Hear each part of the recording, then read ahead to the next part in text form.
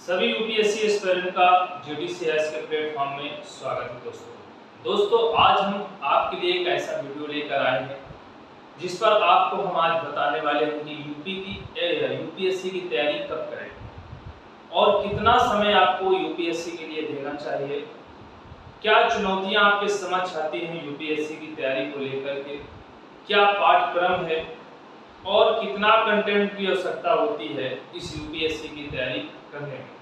और यूपीएससी की सफलता जब तक आपको प्राप्त नहीं होगी तब तक आपके रणनीतियों के बारे में हम आपको बताएंगे आज। ठीक है, तो चलते हैं और बात करते हैं हम यूपीएससी की तैयारी कब करें। तो दोस्तों आपको बता दें कि यूपीएससी की जो तैयारी कब शुरू करें, तो आपके मन में जब आप स्कूली कक्षा पे होते हैं उस समय आप जब पढ़ाई कर रहे होते हैं तो कुछ बच्चों का बचपन से ही एक मन होता है कि हम यूपीएससी की तैयारी करेंगे, क्योंकि कभी कभी वो ऐसे व्यक्तियों को देखते हैं जो यूपीएससी में सिलेक्टेड होते हैं, अधिकारी बने होते हैं और वो जब गांव में इंटर करते हैं या किसी जगह पर इंटर करते हैं तो उनको उनके पावर्स को देख करके कुछ लोगों के अंदर एक मन आता है कि हम यूपीएससी की ही तैयारी करेंगे, आईएएस बनेंगे, कोई कहता है हम डीएम बनेंगे और कोई कहता है हम पुलिस वर्दी के रूप में हम आईपीएस अधिकारी बनेंगे और कुछ कहते हैं हम फौरन में सेवा देंगे। सबके मन में अलग अलग ये ऐसा बना रहता है, परंतु जब वो स्कूली कक्षा को समाप्त कर लेता है तब ड्रीम आता है कि अब हम यूपीएससी की तैयारी करेंगे। और जो कुछ लोगों को पहले से ही ड्रीम होता है कि हम यूपीएससी की तैयारी करेंगे, तो उनसे मेरा यही कहना है कि बच्चों जब तक आप स्कूली शिक्षा पर हैं तब तक अपनी स्कूली शिक्षा को बेहतर बनाने की कोशिश करें, ना कि आप यूपीएससी की तैयारी में उस जगह पर मोटिवेशन हो, बस आप उनको जानने की कोशिश करते रहें, अपने लोगों से, अपने रिश्तेदारों से जो इस तैयारी पर लगे रहे या अभी लगे हों उनसे इन बातों को पूछते रहें केवल बस, और स्कूली शिक्षा पे पूर्ण ध्यान दें। जब आपका 12 कंप्लीट हो जाए तो आपके पास एक ड्रीम बनाइए कि अब हम यूपीएससी के लिए तैयारी शुरू करेंगे। कितना समय होना चाहिए, क्या क्या पढ़ना चाहिए, इन सभी चीजों को लेकर के हम शुरुआत कर देते हैं और अपना एडमिशन ग्रेजुएशन के लिए कर देते हैं बीए बीएससी। आपको पता है कि सिर्फ केवल यूपीएससी के लिए बीए या बीएससी मतलब ग्रेजुएशन होना आवश्यक होता है दोस्तों।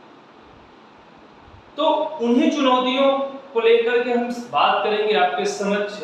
हमने पहले से इन चीजों को लिख रखा है क्योंकि आपको बताने में आसानी होगी। यूपीएससी की तैयारी कब शुरू करें, तो सबसे पहले आप कोशिश करें जब 12 आपका कंप्लीट हो जाए तो कुछ लोगों के मन में होता है कि हम इंजीनियर बनेंगे, डॉक्टर बनेंगे, पुलिस बनेंगे, दरोगा बनेंगे या और अन्य विभागों में जाने की कोशिश करते हैं, मगर उन्हीं में से कुछ और बच्चे होते हैं जो सिर्फ केवल यूपीएससी के लिए तैयार होते हैं। मेरा एक और भी कहना है कि जब आप यूपीएससी की तैयारी करें तो सिर्फ यूपीएससी की ही तैयारी करें जब तक आपके अटेम्प्ट कंप्लीट नहीं हो जाते, और जब आपके अटेम्प्ट कंप्लीट हो जाते हैं यूपीएससी के लिए तब आप स्टेट सिविल सेवा के लिए तत्पर हो, क्योंकि जब तक आपका ड्रीम सिर्फ केवल यूपीएससी के लिए हो तो सिर्फ केवल आप साल भर में एक बार एग्जाम आता उसी के लिए तैयारी करें, तभी आपको सफलता मिलेगी। जब आप एक के पीछे भागेंगे तभी आपको सफलता निश्चित। तो 12 करने के बाद आप शुरू करना चाहिए आपको। दूसरी बात यह है, स्कूल के समय की पढ़ाई को बर्बाद ना करें बेटा, उस समय आप स्कूली शिक्षा पर विशेष रूप से ध्यान दें। दूसरी बात है, आप स्कूली शिक्षा को समाप्त करके जिस फील्ड में जाना चाहें, यदि आप यूपीएससी की तैयारी करना चाहते हैं तो अपना बेस कंप्लीट करने के लिए सबसे पहले कोशिश करें कि जब आप 12 कंप्लीट कर चुके हों और एडमिशन करा चुके हों अपने ग्रेजुएशन के लिए, और तुरंत मार्केट से जाकर सबसे पहले एनसीईआरटी बुक ले आए।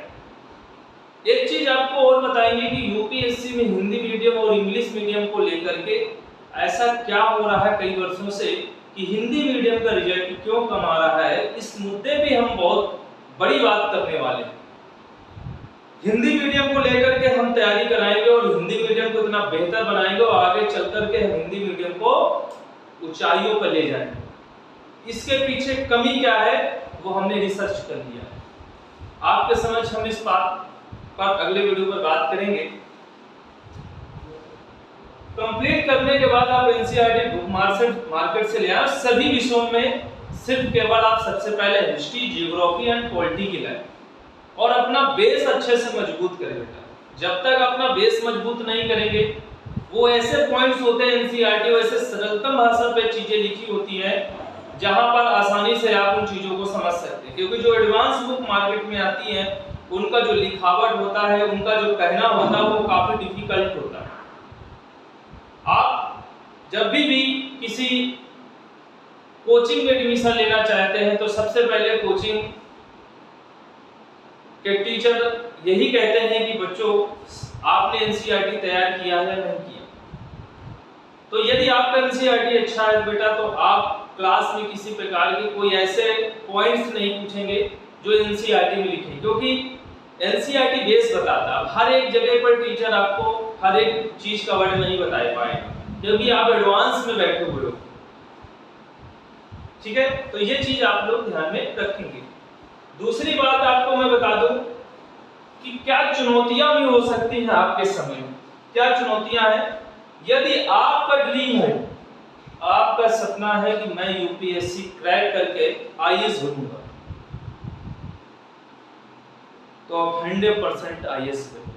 यदि आपके माता पिता का ड्रीम है कि मेरा बच्चा आईएएस बने और आपका ड्रीम नहीं है कि मैं एक छोटी नौकरी पाकर अपना जीवन यापन कर सकूं, तो आप आईएएस नहीं बन सकते। यदि दोनों लोग मिल जाए, माता और पिता, यदि माता पिता का यदि सपोर्ट आपका अच्छा है, भाई बहन का सपोर्ट मिला जा रहा है, रिश्तेदारों का सपोर्ट आपको मिलता जा रहा है, यदि आसपास के पड़ोस अपने मित्र यारों का सपोर्ट मिलता जा रहा है, तो आप यूपीएससी क्रैक कर ले जाएंगे। क्योंकि यूपीएससी में सबसे इंपॉर्टेंट होता है सपोर्ट। आपका सपोर्ट यदि बेहतर है, यदि आपका मन मजबूत है काम करने के लिए, तो आप 100% यूपीएससी को क्रैक कर ले जाएंगे। क्योंकि यूपीएससी के लिए बहुत बड़ी चुनौती होती है और उस चुनौती को बता दें, यदि आपका सपना आपके पेरेंट्स, भाई बहन या किसी अन्य रिश्तेदारों का सपना नहीं है और बस यही सोचते हैं कि ये बच्चा कोई छोटी नौकरी पा करके आईएएस बन जाए, कोई नौकरी पा करके अपना जीवन यापन कर सके, तो वो चुनौतीपूर्ण हो सकता है। यदि आपका सपना आपके माता पिता का नहीं है तो परीक्षा की तैयारी का चुनौतीपूर्ण रहेगा। हर एक समय में अपने अंदर पैसे को लेकर दिक्कत आएगी, अपने पेरेंट्स से मांगोगे, पेरेंट्स आपको बोलेंगे कि नहीं मैंने तुम्हें समझाया है, बहुत पैसा खर्च हो रहा है इस जगह पर। आप दिल्ली के मुखर्जी नगर में पढ़े हुए हो या और किसी संस्थान में आप पढ़े हुए, वहां का खर्चा, रहने का खर्चा, हर एक चीज को देखना पड़ रहा है और हमारे बस के बाहर है और हम तैयारी नहीं कर रहे हैं। हमारा सपना है कि आप छोटा कोई पोस्ट पा जाए और अपना जीवन यापन करने लगे, तब आपके लिए चुनौती हो जाएगी। इस चुनौती से निपटने के लिए क्या करें?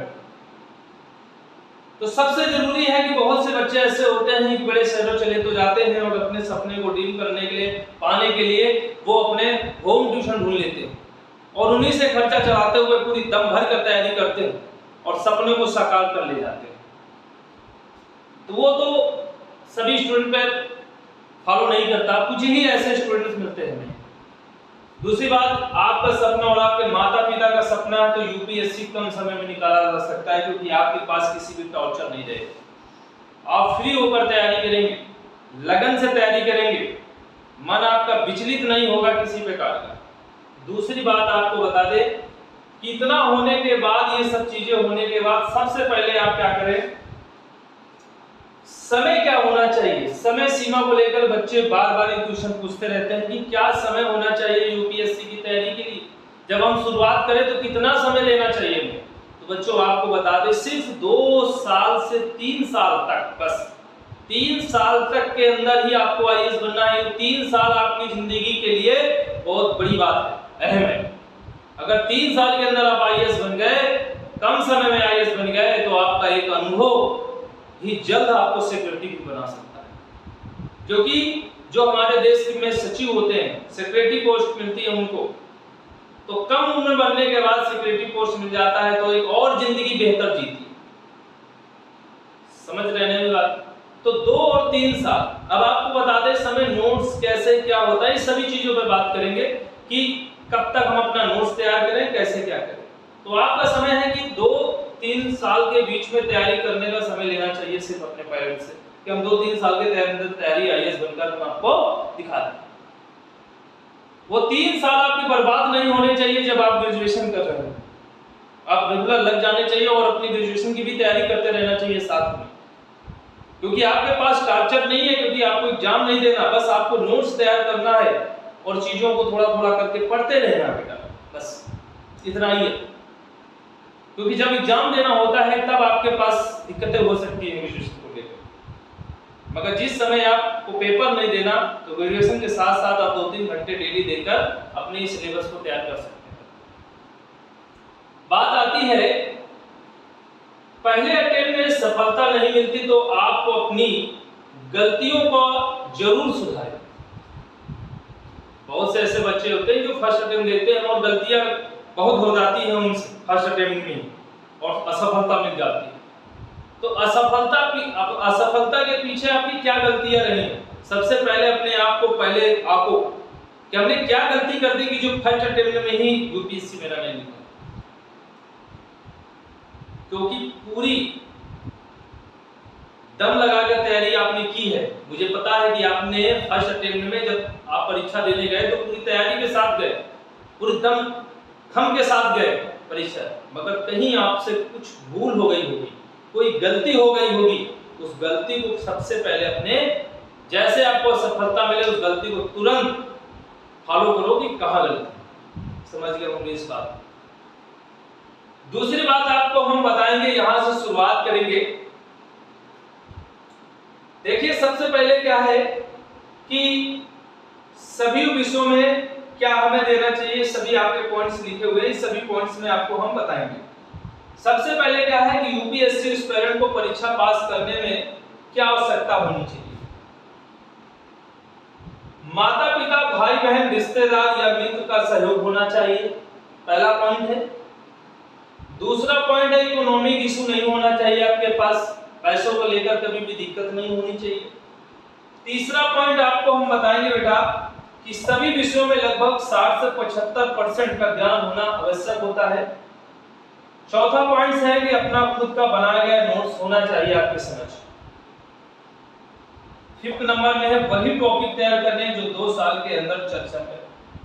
आपको बताते हैं कि बहुत ऐसे बच्चे हैं जो सारा सिलेबस पढ़ते रहते हैं, पॉलिटी में अगर घुस गए तो सारी पॉलिटी को ज्ञाता बनना चाहते हैं, कहते हैं कि हम पूरी पॉलिटी को रटाएंगे, लक्ष्मीकांत को पूरा भर लेंगे अपने अंदर। बेटा लक्ष्मीकांत को भरना नहीं है, लक्ष्मीकांत के उस टॉपिक को समझना है जो यूपीएससी हर बार पूछता है, और यूपीएससी वही क्वेश्चन पॉलिटी से डालता है जो 2 साल के अंदर चर्चा में रहे होंगे टॉपिक, उन्हीं से बनाते हैं पॉइंट्स। और कोई एक छोटा सा शॉर्टकट में क्वेश्चन नहीं देते, काफी डीपली क्वेश्चन आता है। इसलिए हम जब भी पढ़ें कोई भी सब्जेक्ट को बारीकी से पढ़ने की कोशिश करें, तभी आप यूपीएससी की सफलता को प्राप्त कर पाएंगे।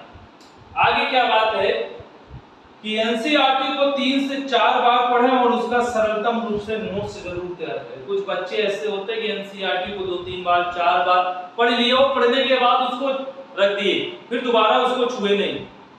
हमें उसको दोबारा छूना नहीं है, बस उससे हमें कुछ ऐसे भी पॉइंट्स निकाल लेने हैं, ऐसे फैक्ट निकाल लेने हैं जिससे आपको परीक्षा में वो पॉइंट्स को सरलतम रूप से पढ़ने में आसानी हो। बस उन्हीं पॉइंट्स को निकालना है जो यूपीएससी के लिए हर साल आते हों, और ऐसे क्वेश्चन आते हों जो यूपीएससी लगता है आपके मन में, जब आप तैयारी करने लगे तो आपके मन के अंदर ये भावना आने लगे कि शायद यूपीएससी इस क्वेश्चन को पूछ सकता है। आप खुद इतने सक्षम हो जाओगे जब धीरे धीरे आप पढ़ते रहोगे। तो 3 से 4 बार आप जरूर एनसीईआरटी को बेटा पढ़ें। बात आती है आपके पास करंट अफेयर को लेकर। यूपीएससी के लिए करंट अफेयर एक बहुत चुनौतीपूर्ण सब्जेक्ट होता है। जो बच्चा जब पेपर बिल्कुल नजदीक होता है तब उस समय बिल्कुल फड़फड़ाते हुए मार्केट पहुंचता है या किसी कोचिंग के नोट्स को देखता है, कहीं कहीं किसी के नोट्स को देखता है, ये उसके लिए चुनौती हो जाती है क्योंकि उसने जीएस को बहुत बेहतर तरीके से कंप्लीट करके रखा, मगर उस करंट अफेयर को साल भर उसने नहीं देखा और ना किसी प्रकार के उसने नोट्स पढ़े, ना किसी प्रकार का उसने न्यूज़पेपर पढ़ा। अब उसके लिए चुनौतीपूर्ण हो गई कि भैया हम यूपीएससी के लिए केवल बना है न्यूज़पेपर ही, जो न्यूज़पेपर पढ़ते हैं वही यूपीएससी निकाल पाते हैं, क्योंकि न्यूज़पेपर में ये सब कुछ है बेटा। क्योंकि करंट अफेयर अगर आप नहीं पढ़ पा रहे तो यूपीएससी में सिलेक्शन ले ही नहीं सकते। भूल जाओ अपने आप यूपीएससी की तैयारी करना। जो बच्चे अभी भी न्यूज़पेपर नहीं पढ़ रहे हैं उनसे मेरा एक बार फिर से निवेदन है कि वो अपना डेली एक प्रैक्टिस रिवीजन बनाए, एक अपने अंदर शुरुआत करें कि हम डेली द हिंदू न्यूज पढ़ेंगे, द हिंदू न्यूज़पेपर लेकर के मंगवा करके पढ़ें और उसमें दिए हुए बीच में एडिटोरियल होते हैं जो लेखक अपनी बातें रखते हैं किसी भी मुद्दे को लेकर के, उन पर विचार करें, उन पर सोचें क्या सही है क्या गलत है, और अपनी बुकों को खोलकर वहां से देखें क्या ये मुद्दा सही है या गलत है, कितना आपके अंदर सही है और कितना लेखक सही कर रहा है, दोनों को मिक्स करके अपने आप को समझे, क्योंकि आपको आईएएस बनना है, बहुत बड़ी बड़ी रणनीति लेनी है, आपको सरकार चलाना है, आपको ही चलाना है, आपके बल से पूरा सरकार चल रहा है, यही समझ लो आप। दूसरी बात क्या कह रहा है कि the Hindu editorial analysis daily read करे भाई, और लेखकों के विचारों को समझे और करंट अफेयर की चुनौती से निपटने के लिए विषय से संबंधित टॉपिक को अलग अलग करके, ऐसा नहीं है दी इन्वायरमेंट से टॉपिक आज द हिंदू एडिटोरियल में आया है तो उसको अपना एक इन्वायरमेंट को अलग एक बुकलेट तैयार करे, उसमें जो भी टॉपिक इन्वायरमेंट से है उसको इन्वायरमेंट से लिखे, साइंस एंड टेक्नोलॉजी से है तो साइंस एंड टेक्नोलॉजी पे लिखे, पॉलिटी में है तो पॉलिटी से लिखे, पॉलिटी संबंधित कोई ऐसा टॉपिक है तो उसको अपनी पॉलिटी वाले बुकलेट पर लिखे, हिस्ट्री का है तो आर्ट एंड कल्चर या हिस्ट्री से किसी मुद्दे को लेकर के है तो उसको उसमें लिखे, या इंटरनेशनल रिलेशनशिप से संबंधित कोई टॉपिक उसको लिए, जियोग्राफी से संबंधित टॉपिक है तो उसको बिल्कुल अलग कर ले। ऐसे करके अपने कुछ ऐसे टॉपिक्स क्लियर करते रहे अपने बुकलेट के सहारे से बेटा। इतनी बात तो आपको कंफर्म हो गई होगी, ठीक है। ये आपके लिए क्या होता है कि जब आप परीक्षा दे रहे होंगे तो आपकी जो चुनौती होती है करंट अफेयर उससे निपटने के लिए सहायक हो सकता है। दूसरी बात आपको बता दें कि एडवांस नोट्स, एक बच्चे होते हैं कि हम एनसीईआरटी कंप्लीट एडवांस नोट्स पर आ जाते हैं, क्लासेस हमारी जो होती हैं कोचिंगों में वो एडवांस होती है, बेहतरीन बुक होती, बड़ी बुक होती हैं तो उनके वर्ड थोड़े कठिन होते हैं, इसलिए एनसीईआरटी पढ़ा के लाया जाता है कि एनसीईआरटी पढ़ के भैया हमारी क्लास में आओ, छोटी छोटी बातों को आप ना पूछो, वो एडवांस होता है क्योंकि उसमें थोड़ा लेवल बढ़कर होता है। तो एडवांस नोट में सभी विषयों को तैयार करें और उपरांत 30 से 40 बार रिवीजन करें बेटा, ये बहुत बड़ी बात है। यदि आप रिवीजन 30 से 40 बार, कहते हैं कि यूपीएससी ब्रॉड नहीं है, यूपीएससी सिर्फ कंटेंट के पीछे भागता है बेटा। यूपीएससी के लिए सिर्फ केवल 60 चाहिए चीजें और वही टॉपिक चाहिए जो यूपीएससी बार बार पूछता है, जो करंट अफेयर से 2 साल के अंदर इशू होते हैं मुद्दे, ठीक है। तो क्या करना है, एडवांस नोट के लिए उसमें क्या होने चाहिए, विषयों के तैयार करना, 30 से 40 बार रिवीजन करें, 60 नोट से ही बनाए जिनका रिवीजन आप आसानी से कर सके। 9 नंबर में पॉइंट है, किसी भी विषय को पढ़ें तो उसको टॉपिक के बारीकी से पढ़ने, किसी भी टॉपिक को बारीकी से पढ़ने के लिए काम करें।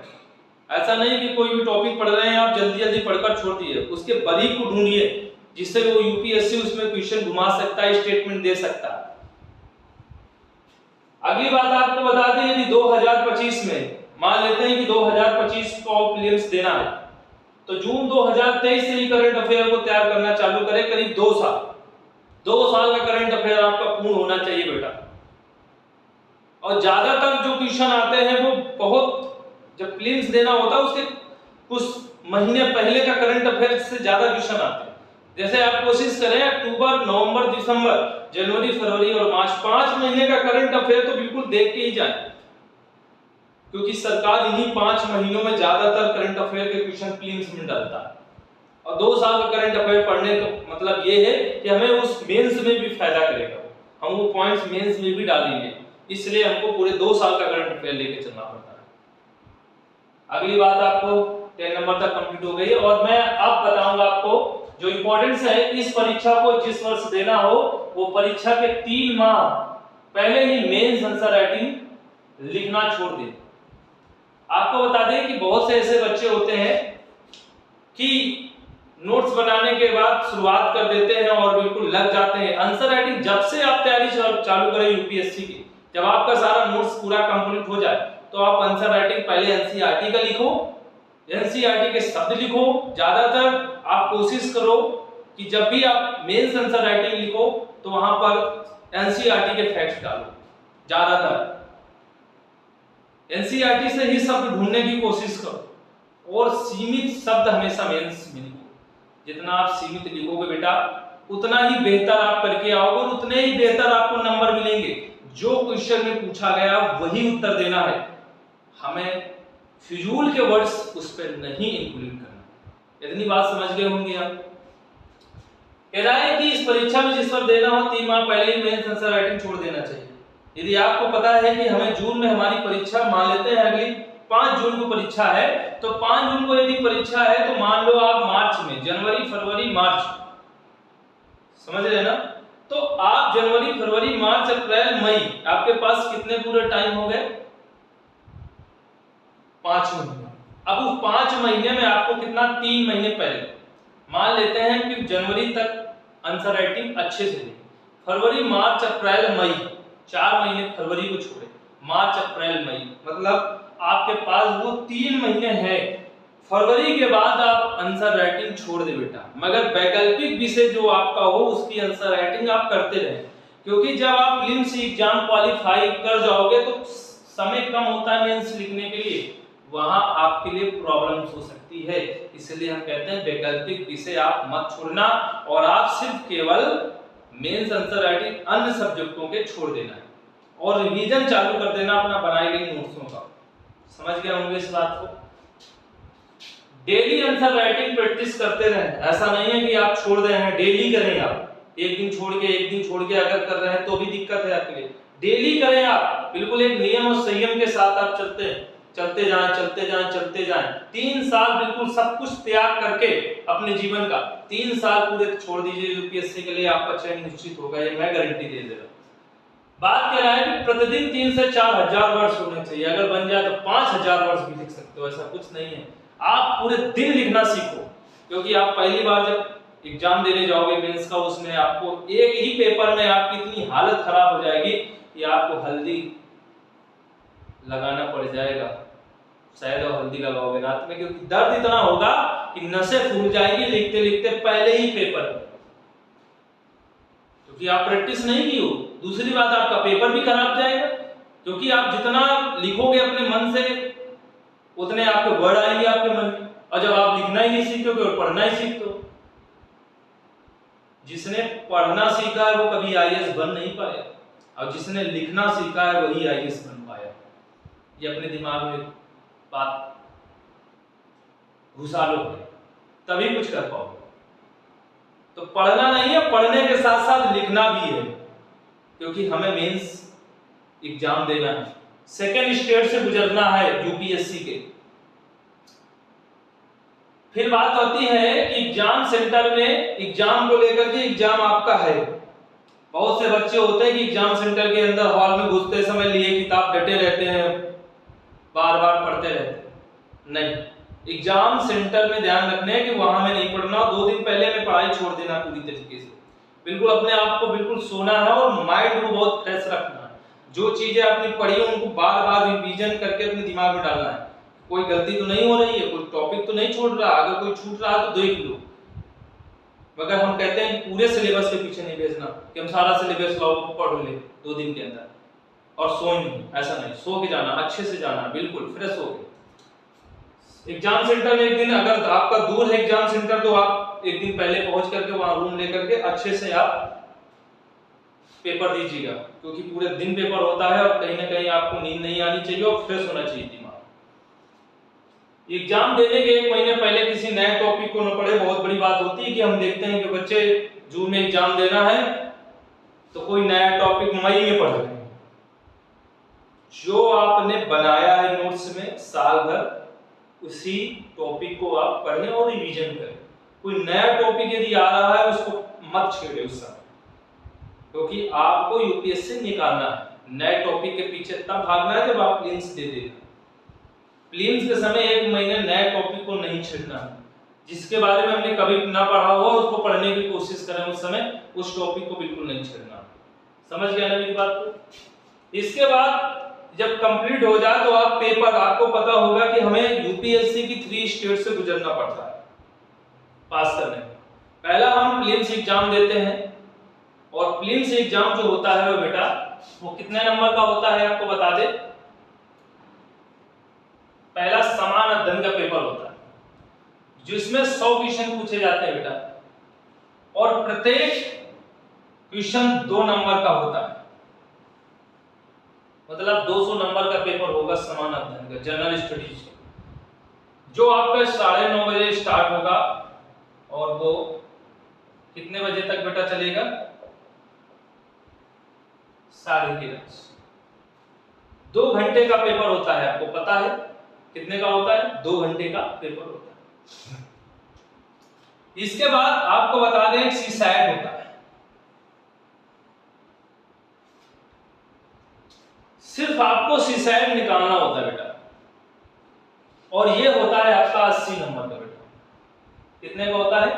80 नंबर, सॉरी 80 क्वेश्चन होते हैं, और 80 क्वेश्चन मतलब 2.5, एक क्वेश्चन 2.5 का होता है, और इसमें सिर्फ आपको पास मार्किंग लानी है, और जब आप इसको पास करेंगे तभी समान अध्ययन की कॉपी चेक होगी। नहीं आप कितना भी मेहनत कर लो बेकार चला जाएगा आपका समान अध्ययन के लिए। इसको सबसे पहले पास करो, जिसमें मैथ, रीजनिंग और बहुत ऐसे टॉपिक होते हैं जो पैसेज आते हैं, अनसीन आते हैं, और अनसीन को छाड़कर वो क्वेश्चन बताने होते हैं। ज्यादातर क्वेश्चन अनसीन से ही आते हैं, रीजनिंग से आते हैं, मैथ से आते हैं, और इन टॉपिकों को हमें तैयार करना है। यदि इसमें भी आपकी कोई दिक्कत है कि हमारा सीसैट में बहुत से बच्चों का सीसैट नहीं निकलता, हमने देखा है कि हिंदी मीडियम वालों का अधिकतर सीसैट ही नहीं निकलता, इसलिए वो अधिकतर कोशिश करें कि सीसैट को अच्छे से तैयार करें, क्योंकि सीसैट में लिखा हुआ है कि हाई स्कूल की मैथ, बेटा हाई स्कूल की मैथ नहीं, बहुत ही स्किलफुल मैथ आती है उसमें।